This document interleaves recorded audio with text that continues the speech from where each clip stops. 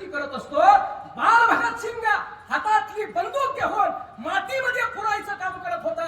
बंदूक पुरत असताना काही लोकांनी पाहिलं आणि त्या बाल भगतसिंगाला प्रश्न विचारला, ए तू वेडा आहेस की काय, बंदूक मातीमध्ये का पुरतोय? त्यावेळेला तो भगतसिंग उत्तर देतोय की मी बंदुकीचं झाड लावतोय. कशा करता?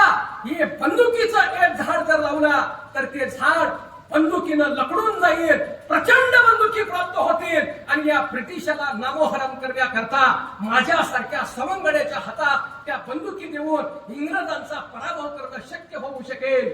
बंदुकीचं झाड तयार झालं नाही, झाडाला बंदुकी लागल्या नाहीत, परंतु राष्ट्रभक्तीचा जो अंकुर होता तो अंकुर फुलला आणि त्याचं रूपांतर वटवृक्षात देशभक्तीमध्ये देशनिष्ठेमध्ये रूपांतरित झालं. याचा अर्थ फक्त एवढाच आहे की भगतसिंगाच्या अंतकरणातली देशाविषयीची भावना होती, ती भावना प्रकट झाली. म्हणून अंतकरणातला जो बदल आहे, माणसाच्या मनातली, माणसाच्या चित्तातली, माणसाच्या विचारातली जी विश्वसनीयता आहे, ती विश्वसनीयता अत्यंत महत्वाची आहे. म्हणून कष्टाच्या पासून आपल्या पिढीला दूर ठेवणं हे पालकांची नैतिक जबाबदारी आहे की मुलाला कळू द्या जीवन म्हणजे काय आहे, मुलाला कळू द्या कष्ट म्हणजे काय आहे, मुलाला